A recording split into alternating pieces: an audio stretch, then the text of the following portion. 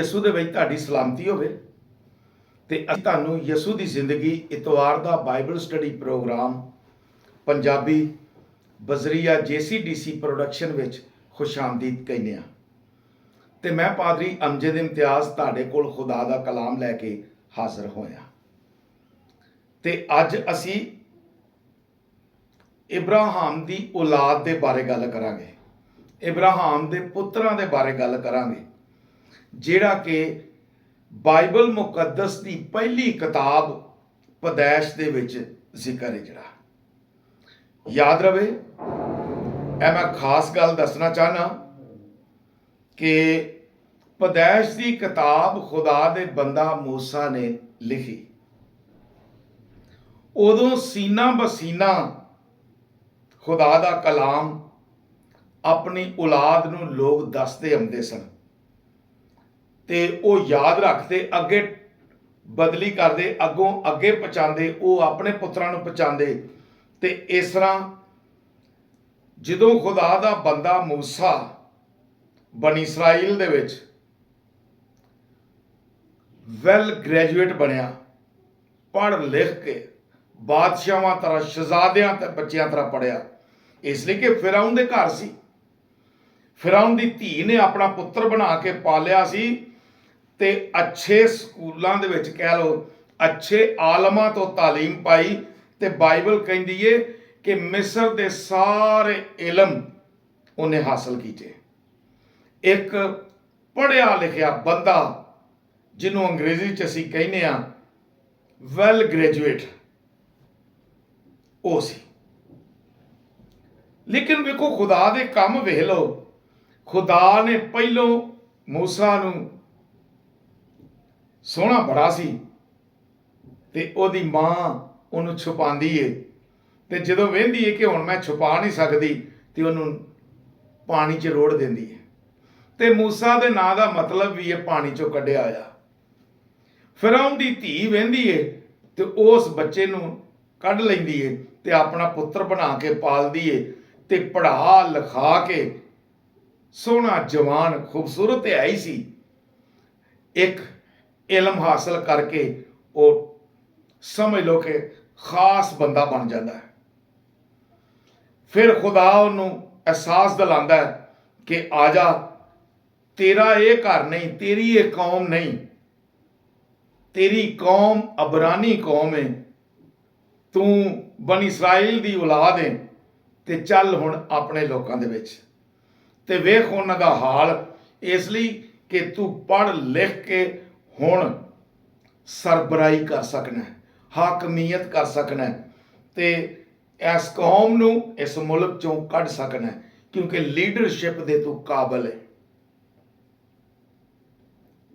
ਅਸੀਂ ਵੇਖਦੇ ਹਾਂ ਕਿ ਅੱਜ ਕੱਲ੍ਹ ਦੇ ਦੌਰ ਦੇ ਵਿੱਚ ਪ੍ਰਾਇਮਰੀ ਪਾਸ ਨੇ ਤੇ ਉਹ ਵੀ ਲੀਡਰ ਬਣ ਜਾਂਦੇ ਨੇ, ਜਿਹੜੇ ਸਹਿਣ ਮੁਸ਼ਕਿਲ ਨਾਲ ਕਰਦੇ ਨੇ ਤੇ ਉਹ ਵੀ ਲੀਡਰ ਬਣ ਜਾਂਦੇ ਨੇ। ਲੇਕਿਨ ਖੁਦਾ ਨੇ ਵੇਖੋ, ਕੌਮ ਦੇ ਲੀਡਰ, ਕੌਮ ਦਾ ਲੀਡਰ ਤਿਆਰ ਕਰਨਾ ਸੀ ਤੇ ਉਹਨੂੰ ਕਿਵੇਂ ਤਿਆਰ ਕੀਤਾ ਹੈ, ਹਰ ਤਰੀਕੇ ਨਾਲ ਤਿਆਰ ਕੀਤਾ ਹੈ। ਤੇ ਇਹ ਹੀ ਨਹੀਂ, ਭੇਡਾਂ ਬੱਕਰੀਆਂ ਵੀ ਉਹ ਤੋਂ ਚਰਾਈਆਂ ਨੇ ਤੇ ਨਾਲੇ ਫਿਰੌਨ ਦੇ ਘਰ ਵੀ ਉਹ ਪਲਿਆ, ਸ਼ਹਿਜ਼ਾਦਿਆਂ ਤਰ੍ਹਾਂ ਪਲਿਆ, ਰਾਇਲ ਫੈਮਿਲੀ ਦਾ। ਲੇਕਿਨ ਅਸੀਂ ਕਹਿੰਦੇ ਹਾਂ ਕਿ ਪਦੈਸ਼ ਦੀ ਕਿਤਾਬ ਉਹਨੇ ਲਿਖੀ, ਯਾਨੀ ਕਿ ਬਾਈਬਲ ਕਹਿੰਦੀ ਹੈ ਕਿ ਉਹਨੇ ਲਿਖਿਆ, ਉਹਦਾ ਰਾਈਟਰ ਇਹ ਵੇ।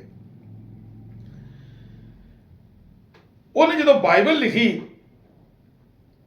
ਤੇ ਆਦਮ ਤੋਂ ਲੈ ਕੇ ਤੇ ਆਪਣੇ ਦੌਰ ਤੱਕ ਉਹਨੇ ਸਾਰੀ ਹਿਸਟਰੀ ਪਦੈਸ਼ ਦੀ ਕਿਤਾਬ 'ਚ ਲਿਖ ਦਿੱਤੀ।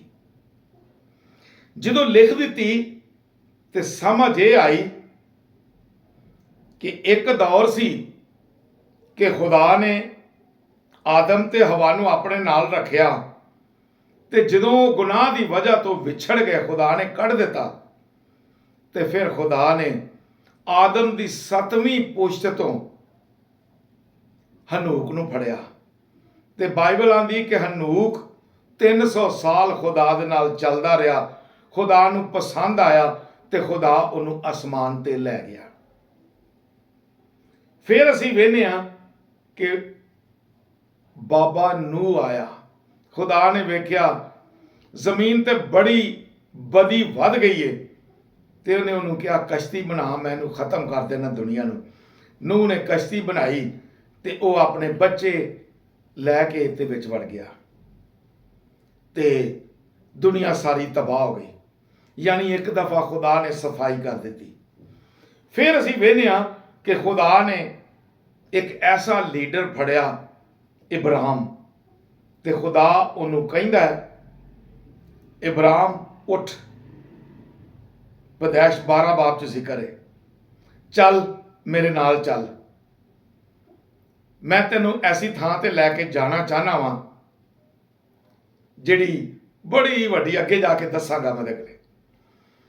ਤੇ ਆਪਣੇ ਰਿਸ਼ਤੇਦਾਰਾਂ ਨੂੰ ਛੱਡ ਦੇ ਤੇ ਨਾਤੇਦਾਰਾਂ ਨੂੰ ਛੱਡ ਦੇ ਤੇ ਨਿਕਲ ਇਸ ਜਗ੍ਹਾ ਤੋਂ।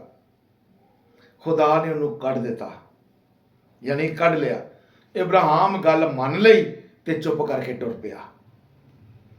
ਮੇਰੇ ਭਰਾਓ, ਮੈਂ ਇਹ ਗੱਲ ਦੱਸਣਾ ਚਾਹਨਾ ਵਾਂ ਕਿ ਇਹ ਸਬਕ ਸਾਨੂੰ ਮਿਲਦਾ ਹੈ ਕਿ ਜੇ ਇੱਕ ਜਗ੍ਹਾ ਰਹਿੰਦੇ ਆ ਸਾਨੂੰ ਬਰਕਤ ਨਹੀਂ ਮਿਲਦੀ, ਅਸੀਂ ਕੰਪਲਸਰੀ, ਅਸੀਂ ਮੁਸ਼ਕਿਲ ਦੇ ਵਿੱਚ ਆ ਤੇ ਸਾਨੂੰ ਜਗ੍ਹਾ ਚੇਂਜ ਕਰਨੀ ਚਾਹੀਦੀ ਹੈ।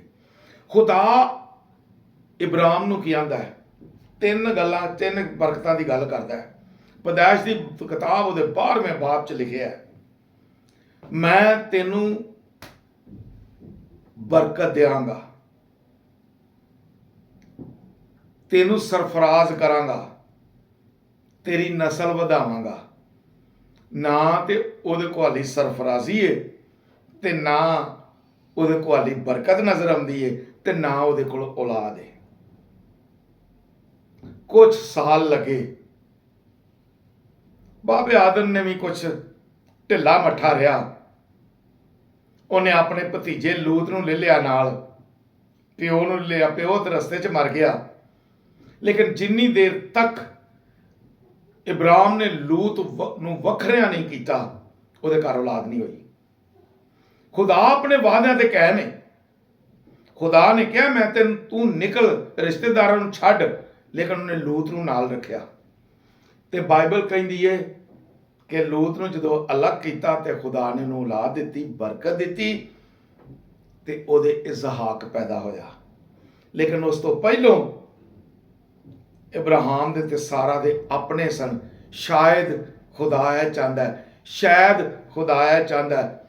ਲਿਹਾਜ਼ਾ ਬਾਈਬਲ ਕਹਿੰਦੀ ਹੈ, ਤੋਰੇਤ ਦੀ ਕਿਤਾਬ ਕਹਿੰਦੀ ਹੈ, ਪੈਦਾਇਸ਼ ਦੀ ਕਿਤਾਬ ਕਹਿੰਦੀ ਹੈ, ਬਾਈਬਲ ਦੇ ਵਿੱਚ ਲਿਖਿਆ ਹੈ ਕਿ ਸਾਰਾ ਨੇ ਆਪਣੀ ਲੌਂਡੀ ਹਾਜਰਾ ਇਬਰਾਹਿਮ ਨੂੰ ਦਿੱਤੀ ਤੇ ਉਹਦੇ ਚੋਂ ਇਸਮਾਈਲ ਪੈਦਾ ਹੋਇਆ। ਅਸੀਂ ਕਿਸੇ ਦੇ ਕੀਤੇ ਤੇ ਗੱਲ ਨਹੀਂ ਕਰਦੇ, ਅਸੀਂ ਜੋ ਤੋਰੇਤ 'ਚ ਲਿਖਿਆ, ਜੋ ਖੁਦਾ ਦੇ ਕਲਾਮ 'ਚ ਲਿਖਿਆ, ਜੋ ਬਾਈਬਲ 'ਚ ਲਿਖਿਆ, ਉਹ ਗੱਲ ਕਰਨੇ ਆ। ਲਿਹਾਜ਼ਾ ਇਸਮਾਈਲ ਪੈਦਾ ਹੋਇਆ ਤੇ ਕੁਝ ਸਾਲਾਂ ਬਾਅਦ ਖੁਦਾ ਨੇ ਇਜ਼ਹਾਕ ਦਿੱਤਾ ਇਸਮਾਈਲ ਨੂੰ। ਤੇ ਜ਼ਿਆਦਾ ਲੋਕਾਂ ਨੂੰ ਇਹੋ ਹੀ ਪਤਾ ਹੈ ਕਿ ਇਬਰਾਹਿਮ ਦੇ 2 ਪੁੱਤਰ ਸਨ। ਨਹੀਂ, ਅੱਜ ਮੈਂ ਇਬਰਾਹਿਮ ਦੇ ਪੁੱਤਰਾਂ ਤੇ ਗੱਲ ਕਰਾਂਗਾ। 2 ਪੁੱਤਰ ਸਨ ਤੇ ਦੋਵਾਂ ਦੀ ਆਪਸ 'ਚ ਨਾਰਾਜ਼ਗੀ ਰਹਿੰਦੀ ਬਚਪਨ ਚੋਂ ਹੀ। ਇਸਮਾਈਲ ਛੇੜਦਾ ਹੁੰਦਾ ਸੀ, ਤੰਗ ਕਰਦਾ ਸੀ, ਬੜਾ ਤੰਗ ਕਰਨਾ, ਭਰਾ ਹੁੰਦੇ ਆ, ਛੇੜਦਾ, ਮਜ਼ਾਕ ਕਰਨੀਆਂ। ਤੇ ਜਿਹੜੀ ਸਾਰਾ ਸੀ, ਬੀਬੀ ਸਾਰਾ, ਉਹਨੂੰ ਪਸੰਦ ਨਹੀਂ ਸੀ ਕਿ ਮੇਰੇ ਪੁੱਤਰ ਨੂੰ ਇਹ ਛੇੜਦਾ, ਮਜ਼ਾਕ ਕਰਦਾ, ਜੁਗਤਾਂ ਕਰਦਾ ਹੈ। ਲਿਹਾਜ਼ਾ ਇਹ ਉਹਨਾਂ ਦੀ ਆਪਸ 'ਚ ਲੱਗਦੀ ਹੋਈ ਅੱਗੇ ਵੱਡੀ ਸ਼ਕਲ ਅਖਤਿਆਰ ਕੀਤੀ, ਜਿਹੜੀ ਯਹੂਦੀਆਂ ਦੀ ਤੇ ਮੁਸਲਮਾਨਾਂ ਦੀ ਆਪਸ ਵਿੱਚ। ਕਿਉਂ? ਇਸਮਾਈਲ ਚੋਂ ਅਹਿਲੇ ਅਰਬ ਹੋਏ ਤੇ ਇਜ਼ਹਾਕ ਚੋਂ ਬਨੀ ਇਸਰਾਈਲ। ਲਿਹਾਜ਼ਾ ਦੋਨੋਂ ਬੇਟੇ 2 ਕੌਮਾਂ ਬਣ ਜਾਂਦੀਆਂ ਨੇ। ਇਹ 2 ਬੇਟੇ 2 ਕੌਮਾਂ ਬਣ ਗਏ ਤੇ ਅੱਜ ਦੁਨੀਆ 'ਤੇ ਖਾਨਦਾਨੀ ਲੜਾਈ ਦੇ ਵਿੱਚ ਨਜ਼ਰ ਆਉਂਦੇ ਨੇ। ਲੇਕਿਨ ਇਹਦੇ ਨਾਲ ਅਸੀਂ ਹੋਰ ਵੇਖਦੇ ਹਾਂ ਕਿ ਪੈਦਾਇਸ਼ 25 ਬਾਬ 'ਚ ਜ਼ਿਕਰ ਹੈ ਕਿ ਇਬਰਾਹਿਮ ਨੇ ਇੱਕ ਹੋਰ ਬੀਵੀ ਕੀਤੀ ਜਿਹਦਾ ਨਾਂ ਕਤੂਰਾ ਹੈ, ਤੇ ਉਹਦੇ ਚੋਂ ਜ਼ਮਰਾਨ, ਯੁਕਸਾਨ, ਮਿਦਿਆਨ, ਮਿਦਾਨ ਔਰ ਅਸਬਾਕ ਔਰ ਸੂਖ ਪੈਦਾ ਹੋਏ, यानी 6 ਪੁੱਤਰ ਹੋਰ ਹੋਏ। ਤੇ ਖੁਦਾ ਨੇ 6 ਪੁੱਤਰ ਹੋਰ ਦਿੱਤੇ। ਜਿਹੜਾ ਜੋੜਾ ਆਂਦਾ, ਜਿਹੜਾ ਇਬਰਾਹਿਮ ਆਂਦਾ ਸੀ ਹੁਣ ਅਸੀਂ ਬੁੱਢੇ ਹੋ ਗਏ ਆ, ਸਾਡੇ ਚ ਔਲਾਦ ਨਹੀਂ ਹੋ ਸਕਦੀ, ਖੁਦਾ ਨੇ ਉਹਨਾਂ ਨੂੰ ਹੋਰ ਵੀ ਔਲਾਦ ਦਿੱਤੀ। ਤੇ ਇਹਨਾਂ ਦੇ ਵਿੱਚੋਂ ਹੀ ਅਸੂਰੀ ਵੀ ਨੇ, ਲਤੂਸੀ ਵੀ ਨੇ, ਲੂਮੀ ਨੇ, यानी कि इस तरह ਦੇ ਕੌਮਾਂ ਬਣਦੀਆਂ ਆਈਆਂ ਜਿਹੜੀਆਂ ਅੱਗੇ ਇੱਕ ਦੂਜੇ ਦੇ ਨਾਲ ਰਹਿੰਦੀਆਂ ਨੇ ਤੇ ਇੱਥੇ ਹੀ ਕਬੀਲਿਆਂ ਦੀ ਸ਼ਕਲ ਦੇ ਵਿੱਚ ਨੇ।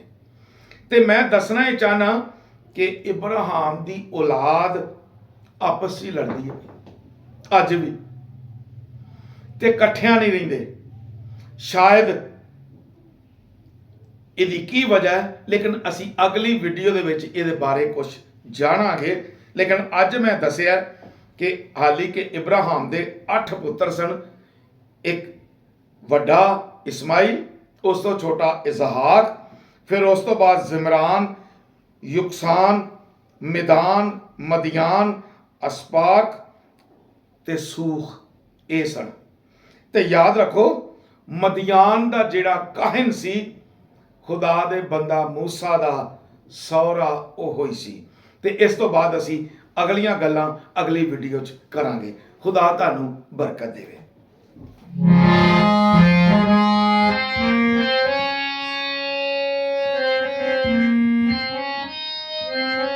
Ah